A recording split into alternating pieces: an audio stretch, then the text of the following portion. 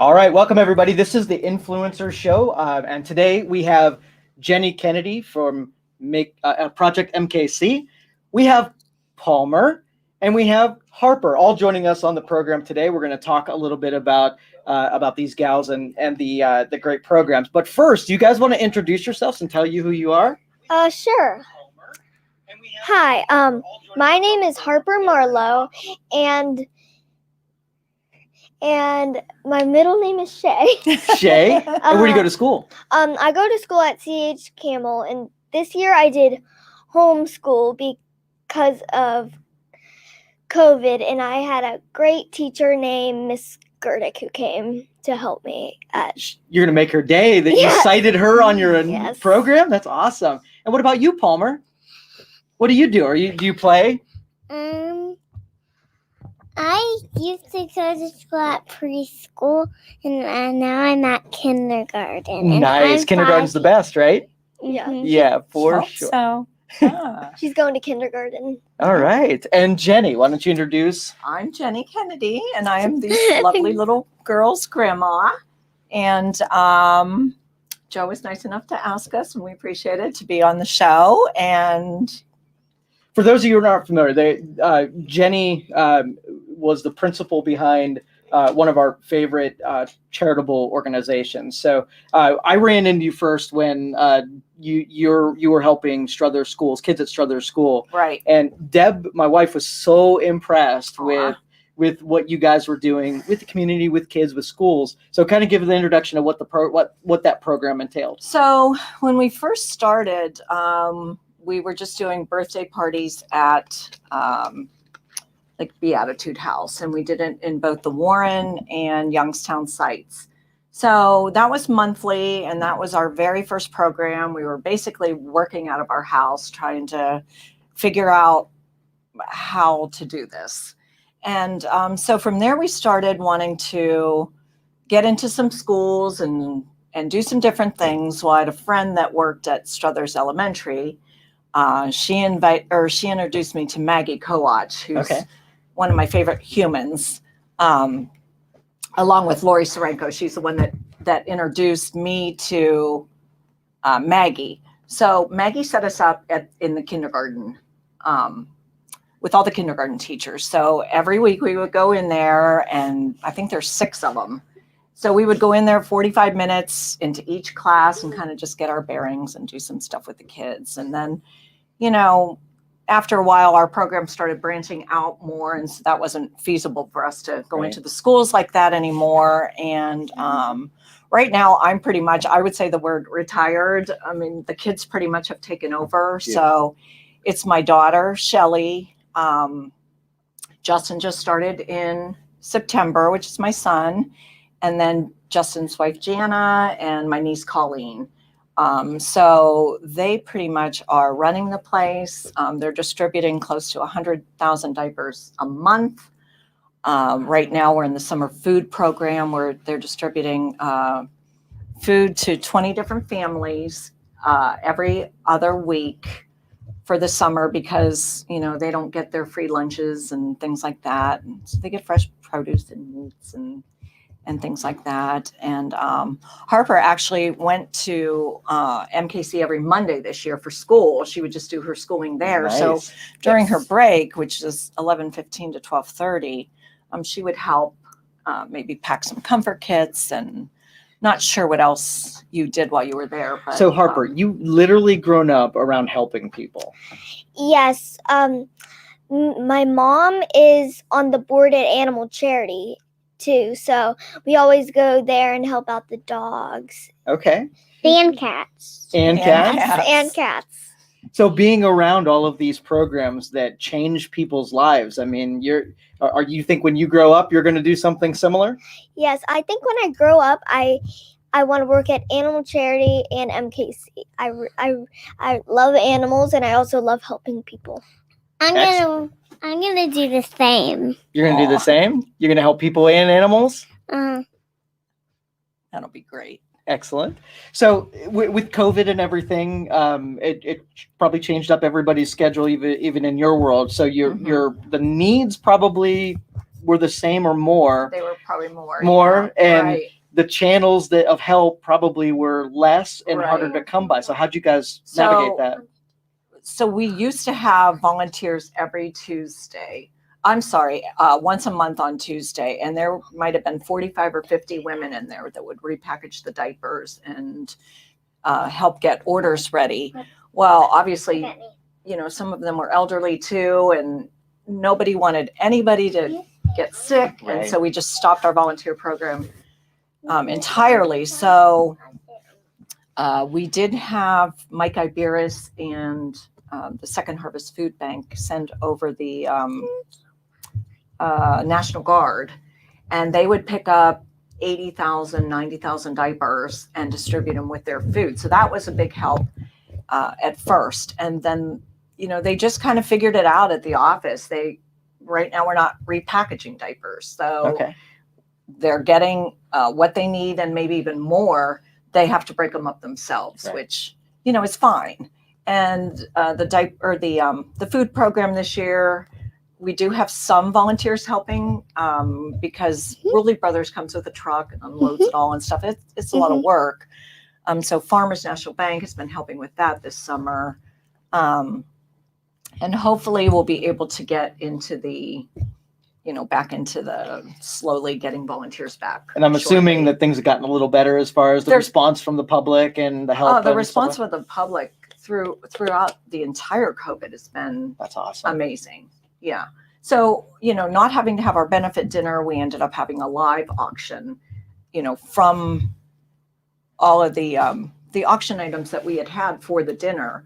And so I think when they figured it out, it was like $20 less than we had made at the auction at the dinner. Oh, no kidding. So That's everything beautiful. worked out great. You know, it was so close to when COVID started that we had to shut down the benefit dinner. Nobody wanted their money back. You know, they knew it was going to a good cause. And so that was a big help. So now, you know, we're starting the golf outing shortly, the end of the month. So that'll get us back into Right, that. back and into the groove. we can start, you know, looking forward to next year and having a full house again at the Lake Club. All right. March is usually when we have it. But Now, Harper, our family has been really thirsty for lemonade lately, and we're going into the next month. Do you have any options for us?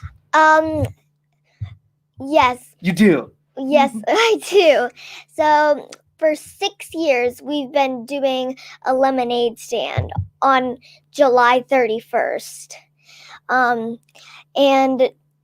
And we've done it for animal charity.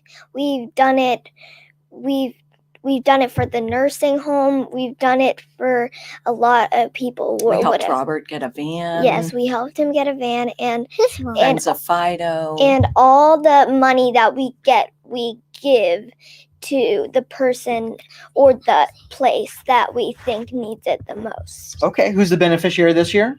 We're giving it to my grandma's friend Jeremiah. He's in a wheelchair, so we thought we could help him get a new one. He's battling ALS. Okay. And so he has a scooter, Yes. but his medical expenses are going to be crazy. Yeah. And so whatever we can do to help him out. But our first lemonade stand, if I can interrupt, I think she was 2. Yes. And we were so excited because we raised $400. And that helped one of our friends that was in a motorcycle accident we just wanted to do something for him. And so eventually he was able to get a van where he can drive himself and he's independent, and that's been great. And so every year, you know, we've made more and more and more money, Yes. just from word of mouth. And so last year for animal charity, I think we raised about $3,500. Wow. Yeah, for a lemonade stand. Dang. Obviously, we couldn't have it in person last year, so we thought we still want to have it. Yes.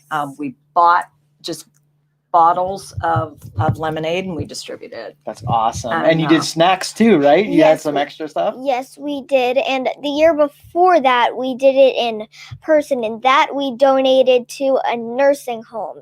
And we had a party there for all of the nursing home people. Does it make you feel good doing stuff Yes. like that? You guys do an Yes. amazing job. Mhm. You got good teachers, right? Good influence, right? Oh. What about you, Palmer? Do you like the lemonade stands? Yes. Yeah, and what are you going to be selling? Snacks, and I'm gonna be spilling the lemonade. She's going to be spilling it. Spilling Not it. pouring it, spilling Spilling it. the Yes. lemonade. Gracefully spilling Yes. the lemonade. I think you're going to do a great the job. cup, not on the floor. In the Oh, cup. In the spilling the cups. lemonade into the cup. I get it. That's Yes. awesome. So what's on the horizon with Project MKC? What's the next big endeavor? Oh boy. Every year you do take on some new challenge. Yeah, Yes. I would say once fall starts, it starts getting into the Christmas Yes. season. And so we'll be adopting families again, like we have been for, I want to say 5 years maybe. And last Yeah, I year think so. it might have been Uh-huh. up to about 400 children that got adopted. So Yeah. all their needs were taken care of.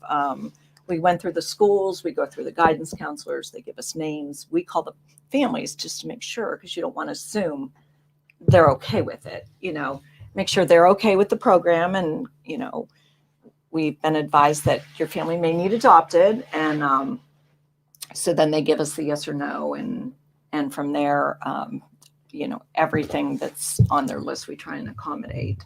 But that also goes to out in the community. I mean, it's not us that's doing it. We're kind of the middleman that Right.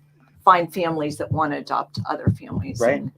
And So let's go through the programs and give a Yeah. little explanation. So we have the comfort kits, and Yes. these are the comfort kits are like duffel bags. Okay. And they're filled with all kinds of things. They're gender and age appropriate. And so they all get a no-sew blanket that's handmade. Yes. Then they're filled with, do you want to go ahead and talk about the comfort kits? And then me. Sure. And then me. So what's inside the comfort kits? There's blankets, and there's like kinds of books. There's like little toys, and sometimes there's like snacks inside the comfort kits. There's like all kinds of different stuff in the comfort kits, and then we like make over 200 comfort kits, and then we like give them to people who need it. Who go Yeah. into Yes. foster care. foster care. Going Okay. into foster So care. I Yes, can't yes. tell you the exact amount of counties they're in, but I think 9. And they're probably doing about 1,200 of those a year now. So they go from, age 0 to 18. Yes. Because sometimes those kids come out of their homes with nothing. They all get pajamas and, try Just to make it a little easier. try on and them. make all get toiletries, but Nice. just try and make it so they have something that's theirs, when they leave. The diaper program, of course. The diaper program goes to all our partner agencies, and I want to say there's about 50 of them now, give or take. Like I said, I haven't been there for a while. They kind Right. of taken over, but I'm going to guess around 50. They give us their orders every month, and the girls and Justin, Yes. fill out their orders, and then once a month, I think it's the third week of the month, they all come in and just pick everything up. Okay. So there's the diaper program. There's still the birthday parties, but we wanted to give them more responsibility for their parties, because we used to go and do everything, feed them, literally feed them, put food on their plates. But we felt like sometimes the moms need a little more responsibility for their children. So they still get all the food, they get all the gifts, but they run it. And so I think that's good for them, because the programs they're in, they're learning how Right. to kind of, some of them didn't know. They don't know how to take care of a family. They don't know how to do stuff. So that helps them, with some responsibility too. Right. So Um, going back and a little historical, how Yeah. did you get involved in all this stuff? Like, what was that pivot moment where you went from private life to Yeah. this kind of thing? I had worked, my whole life, and I still wanted to work. I just didn't want to work in customer service anymore. And Scott and I were, I think we were on a trip to Charlotte. Probably, well, it's been 11 years in July since Project MPC started. So I'm going to say it was probably February of 2010. And I saw an article in a Women's Day magazine about somebody doing birthday parties in shelters. And so I had thought about doing some other stuff, but for some reason that one stuck with me, and I kind of just put the article. I would read it every now and then and be like, maybe this is interesting Something to me. to But it, yes. but honestly, I went to high school and that's it. So I didn't have a degree. But Shelley had a business degree. Jan had a law degree. And so I thought, I'll ask them, do you think this is something we could do? And so that's kind of how it started, was just that. And honestly, the reason that we started, or that I felt the need to do stuff for others, is because, and I was just telling Harper this morning, when Shelley, when my daughter, who's going to be 35 next month, was her age, when she was 5 and my son was 10, I was diagnosed with breast cancer. And I mean, they were just kids. And Right. I had a lot of people do things for me, things that I couldn't do. My mom would come over and, help me with the kids. My dad would take me to my chemo treatments. Justin's school, where he went to school in Shelley School, West Boulevard, that PTA would just bring boxes of food to my house. So, when you're in need and somebody does something for you, I wasn't able to do back for people for a long time. But, once I was able to, I was like, we need to do something that helps Pay it others, forward because it just time, makes you right? feel better. Yeah, Yeah. because really a lot of people did things for me that, you can't pay back, really. So you just try to do something that helps other people. And that's kind of where my mindset was for just trying to do some good back for people that did good things for me and for my children, which matters more than what they did for me. That's awesome. It's what they did for my kids when they were young. So, And you've invoked in like our, people who live here are really good natured people. They Yeah, are like they right really there to are. help people Mhm. out. And you've set a really good example, been a catalyst to help, bring that out in Try. other people. So Thanks. Not always the nicest person, but I try. I try. So what's next on your list, Harper? Is there anything else that you want to add? Sure. This year we donated 100 bags to the nurses. We just did. Yeah. Yes, we just did, Mhm.